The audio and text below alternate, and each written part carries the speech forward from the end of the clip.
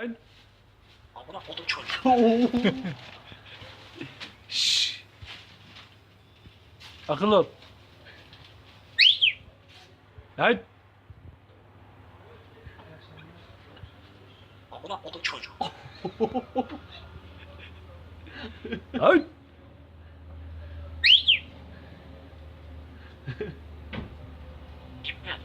İbne. Amına kodum çocuk. Ne seviyor lan? Kim öğretti sana bunları? İbne.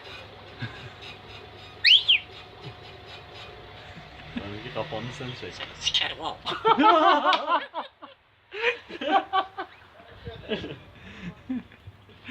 Bu manyak bir şey. Bunun sahibi nereli? Bir de şiveden konuşuyor. Ha. Bunun sahibi bizim müdür de böyle almış bunu. He. Sövüyor pası.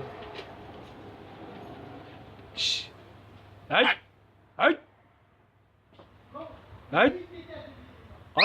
Artist. Orospu çocuğu.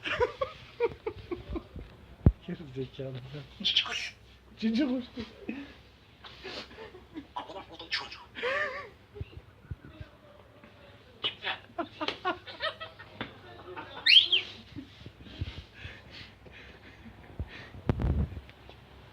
Amına kodum çocuk.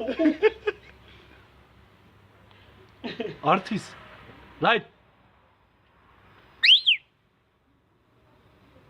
Ulan bir tane güzel bir şey söyle. Seni sikerim ha.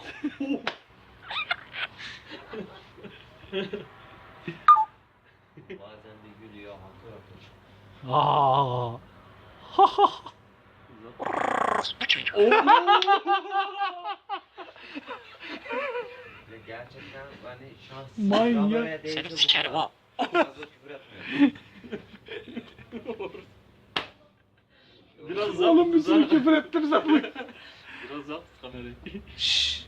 Geçen gün böyle Orospu. mafya gibi bir İbne. olur başlı biri geldi. Bu dedi konuşuyor mu konuşuyor abi. Nasıl konuşuyor? Kalemin kafası sürt dedim. Hiç Orospu konuşmuyor. çocuğu. Bir sövdü buna. Bağışladı takır takır. Amına kodum çocuk. Dua et dedi şart olsun kursun. Bak dedi bana kimse sövmedi daha şimdiye kadar dedi. Mafya babasına söyle. Artist. Light.